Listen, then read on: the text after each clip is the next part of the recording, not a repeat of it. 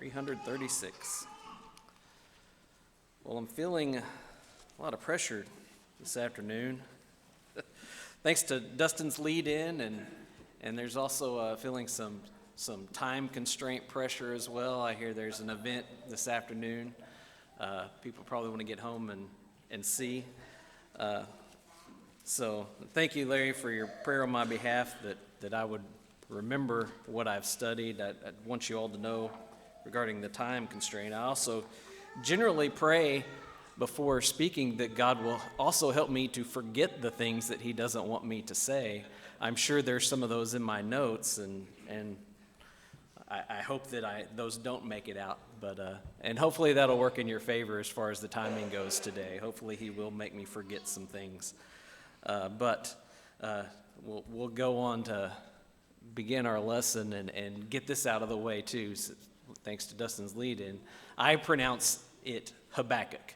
Now, I was well past the point of no return of changing topics when I had that same thought of, oh man, I'm going to have to say this name a bunch whenever I give this lesson, and I don't know if I say it right. I say it a certain way, and is it that way because I've heard other people say it this way, or is it just the way I've read it in my head all these years and didn't know any better? So asked Mai to weigh in, and we did some Google research and landed on the way I've been saying it seems to be the more common way, at least here in America. There's some other pronunciations in Europe, and it's a little bit different, but so you'll hear me say Habakkuk through the rest of this afternoon, and hopefully that doesn't offend anybody too much.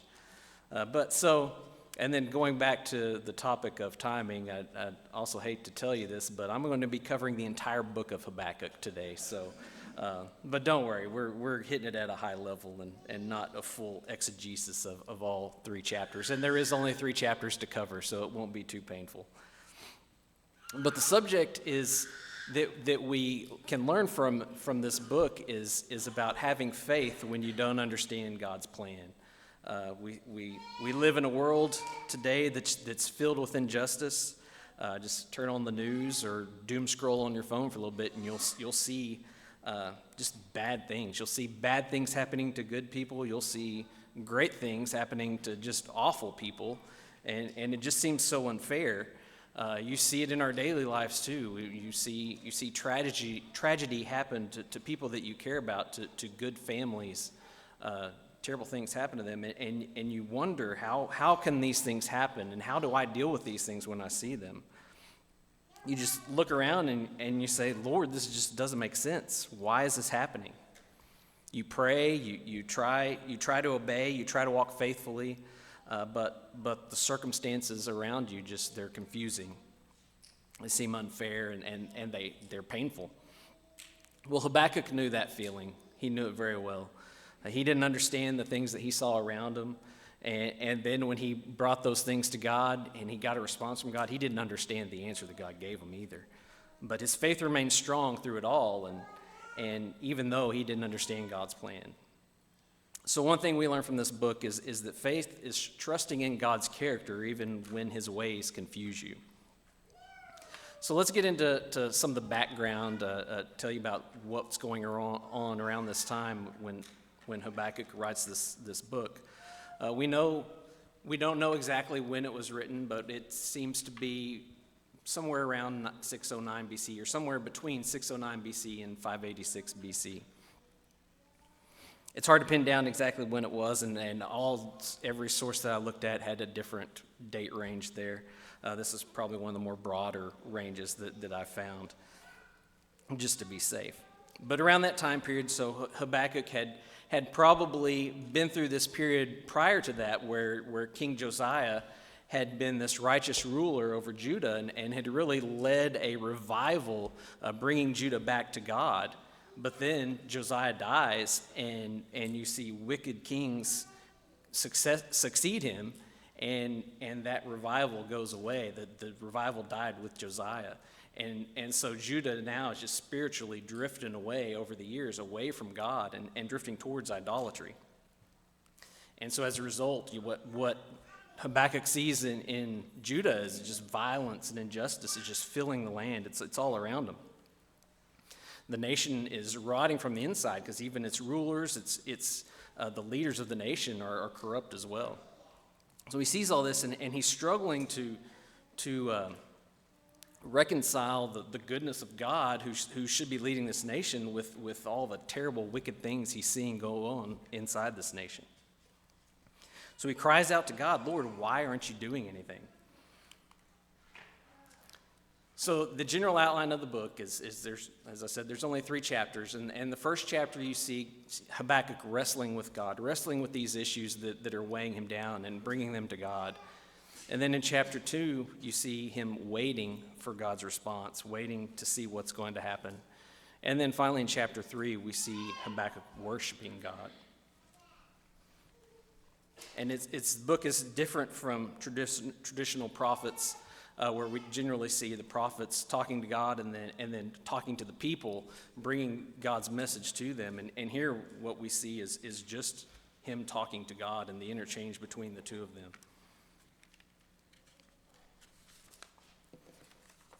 So now let's start with that initial conversation between Habakkuk and God. In chapter 1, verses 2 through 4, he says, this is Habakkuk speaking, he says, O Lord, how long shall I cry for help, and you will not hear? Or cry to you violence, and you will not save? Why do you make me see iniquity, and why do you idly look at wrong? Destruction and violence are before me, strife and contention arise. So the law is paralyzed, and justice never goes forth. For the wicked surround the righteous, so justice goes forth perverted. The law, the Torah at the time, it had been the basis of justice among Judah for quite some time. And you see he's saying that it's been paralyzed. They've set it aside. They're not using it. They've set aside God's law. And because of that, injustice is now reigning. Injustice is being perverted because it's no longer based on God's law. It's based on man's ideas of justice. So Habakkuk's looking around and he's seeing in his nation, he's seeing violence, he's seeing injustice, he's seeing corruption, he's seeing unanswered prayer. From his first line there, how long shall I cry? He's been bringing this to God multiple times before now, and he's not seeing any results. Things are going bad, and he just doesn't understand why God is allowing it to happen after he keeps on crying out to God for help. But he brings it all to God now. He doesn't pretend. He doesn't try to sanitize his prayers. He doesn't hide his confusion. He says, Lord, I don't understand. And then as we read on, we see God does respond to him.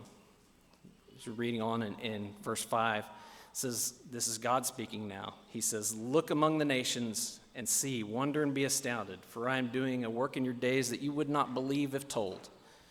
For behold, I am raising up the Chaldeans, that bitter and hasty nation, who march through the breadth of the earth to seize dwellings not their own. They are dreaded and fearsome. Their justice and dignity go forth from themselves. Their horses are swifter than leopards, more fierce than the evening wolves. Their horsemen press proudly on. Their horsemen come from afar. They fly like an eagle, swift to devour. They all come for violence, all their faces forward. They gather captives like sand. At kings they scoff, and at rulers they laugh. They laugh at every fortress, for they pile up earth and take it.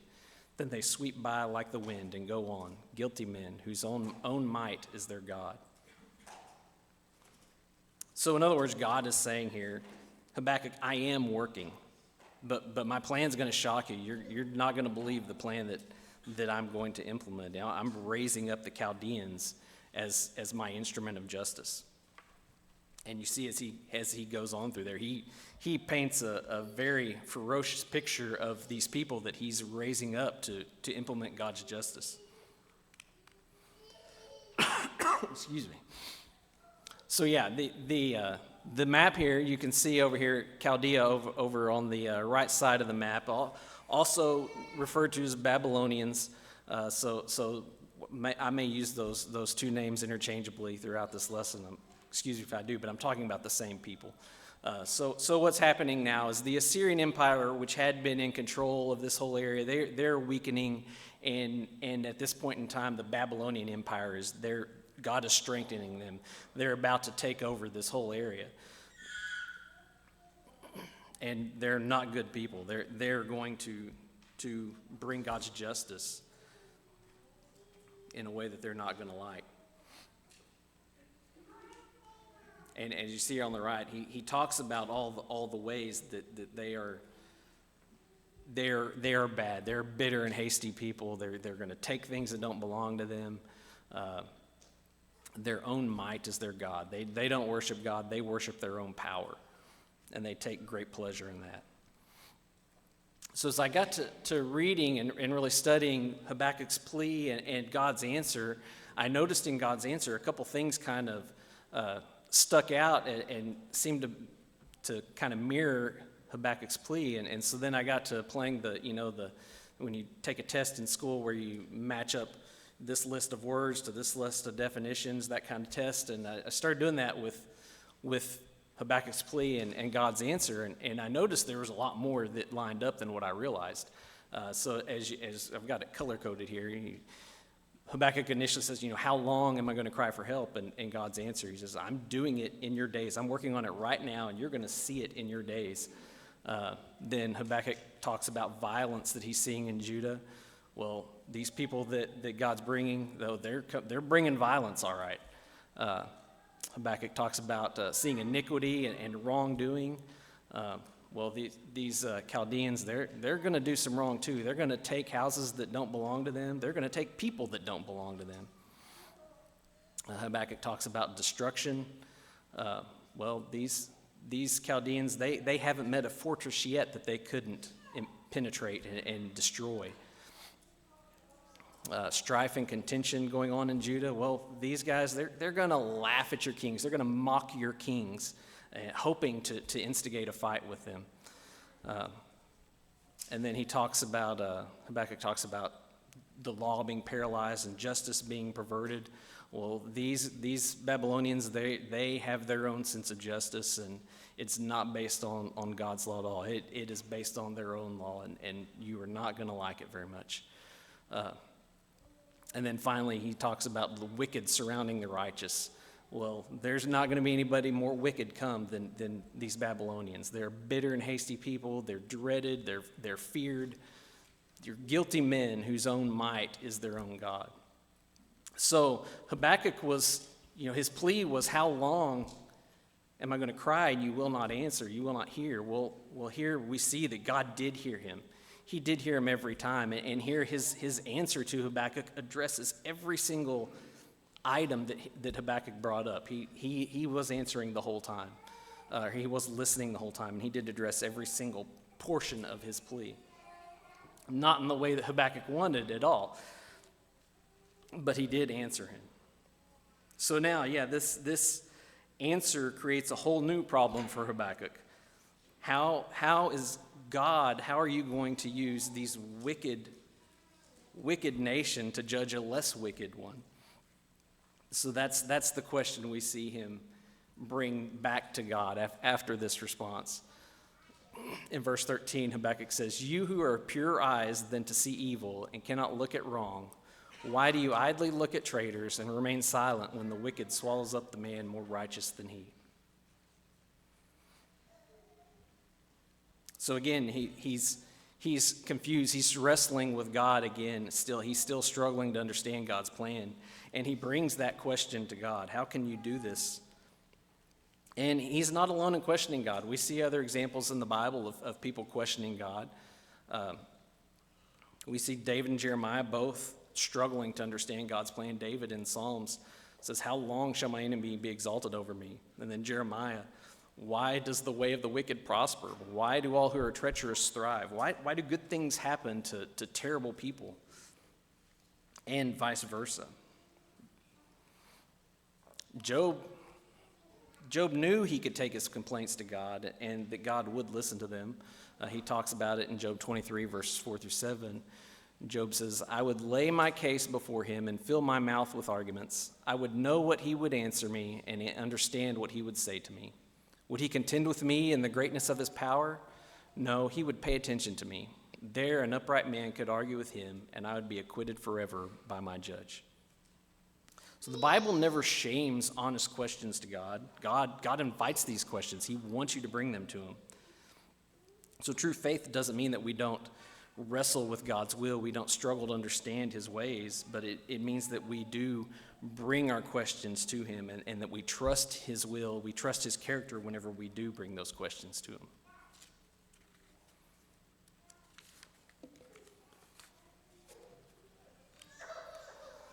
So next, we'll move on to chapter 2 and see that faith waits when God's ways are mysterious. Habakkuk chapter 2, verse 1, this is Habakkuk speaking again. He says, I will take my stand at my watchpost and station myself on the tower and look out to see what he will say to me and what I will answer concerning my complaint. So after pouring his heart out, Habakkuk now does something that's very difficult for all of us to do. He waits.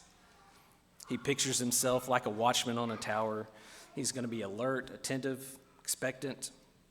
This isn't just passive resignation. He's taking on a stance of active, disciplined faith in his waiting. Waiting is one of the hardest things to do, but God asks his people to do that. He's several examples in the scripture that show other saints who had to wait on God, wait for his plan to come to fruition. We have Abraham waiting 25 years for Isaac. We have Joseph waiting in prison for a crime that he was innocent of. Israel waited 400 years in Egypt. Disciples were told to go wait in the upper room for the Spirit to arrive. And we now as a church, we wait for the return of Christ. This is a part of Christian living, a part of faith is waiting. It's not a punishment, it's part of God's process for developing us. And it's not passive. Look at the way he describes it. He says, I'm going to take my stand. I'm going to station myself. I'm going to look out. He's using action verbs here. These are not the words of somebody just given up, who's resigned to give up. These are somebody who's leaning in. It requires effort, and it requires a posture. And we also see it requires focus. Look at how he's waiting. He's focused. He says he's going to look out to see what he will say to me. He's drawing his attention towards God. Remember at the beginning of the book, Habakkuk had been looking at the nation of Judah. He'd been looking at the problems, focused in on that. And what he saw was violence, injustice, corruption, and these things are crushing it. So now what he's going to do as he waits, he's going to lift his eyes towards God. He's going to look towards God instead of looking at the chaos. He's going to shift his focus, and that will be part of the healing that he will get. Sometimes the most productive thing you can do is to simply stop looking at the chaos, stop looking at the problem, and start looking towards God. And so while Habakkuk waits, God then again responds to him, and he gives him a very powerful response. In chapter 2, verse 4, God says, Behold, his soul is puffed up. It is not upright within him, but the righteous shall live by his faith. God is telling Habakkuk here that those who keep their faith in God are thus deemed righteous, and that they shall live. Whereas the others, those whose soul is puffed up, will not. This, of course, had direct application to Habakkuk in this situation, but with the Babylonians. And God meant for it to comfort him in this situation, to let him know that they would be punished and that the righteous would be rewarded. But God's declaring a much broader universal truth here that can be applied all the way from the time of Adam and Eve to the return of Jesus. The truth is that those who put their faith in God shall live.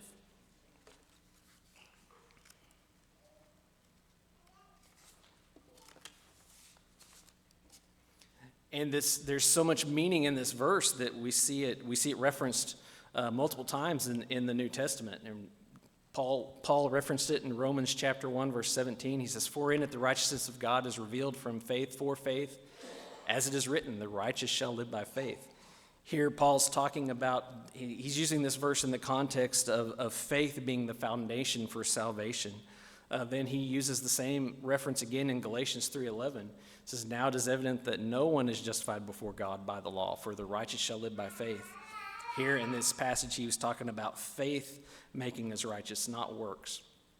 Then the writer of Hebrew references this passage again in Hebrews chapter 10, verse 38.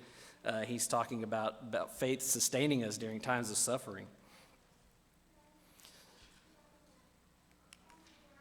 So as we move on through the chapter, then next we see God then pronounces 5 woes. I won't go into detail. This is several verses here. But essentially he pronounces woe for extortion and plunder. Woe to those who have unjust gain and greed, and woe to those who commit violence and inhumanity, disgrace, and woe to those who practice idolatry. So here through this section, now God is telling Habakkuk, look, I see the evil. I will judge it, but I will do it in my time. And again, we see a very fitting response from Habakkuk after hearing these woes, these judgments that are going to be passed down to all these evil people. He waits. Again, he says he will wait. Habakkuk 3:16, he says, "Yet I will quietly wait for the day of trouble to come upon people who invade us." So again, we see that faith is submitting to God's timeline, even when it doesn't align with the timeline that we would like. And then third, we see that faith rejoices. As we get towards the end of chapter 3, Habakkuk says, "Though the fig tree should not blossom, nor fruit be on the vines, the produce of the olive fail, and the fields yield no food, the flock be cut off from the fold, and there be no herd in the stalls, yet I will rejoice in the Lord."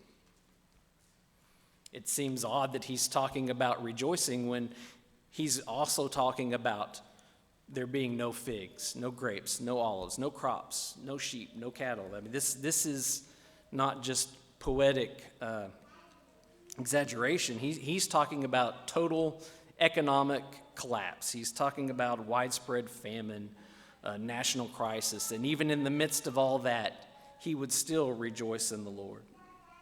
Why would he say this?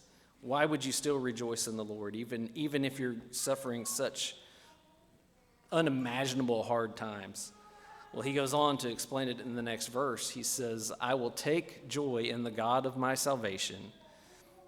God, the Lord, is my strength. He makes my feet like the deer's. He makes me tread on my high places." He will rejoice in the Lord even during these most unimaginable hard times, because God is his salvation, God is his strength, and God is his stability. Because his joy is no longer rooted in the circumstances surrounding him. His joy is rooted in God.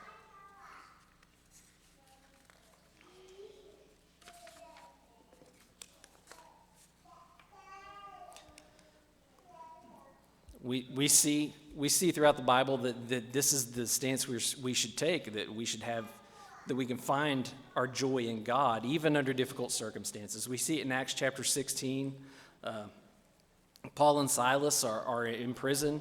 It says, "And when they had inflicted many blows upon them, they threw them into prison. About midnight, Paul and Silas were praying and singing hymns to God. They were joyful, even though they were in a horrible situation."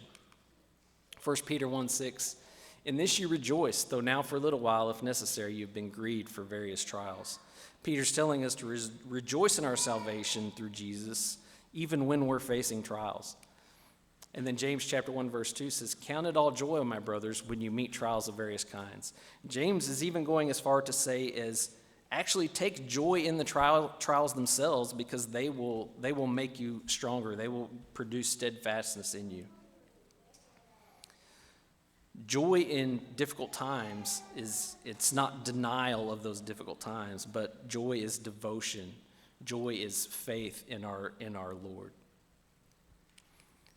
So as we come to the end of this book, we see that the story of Habakkuk, the book of Habakkuk, is a journey of faith.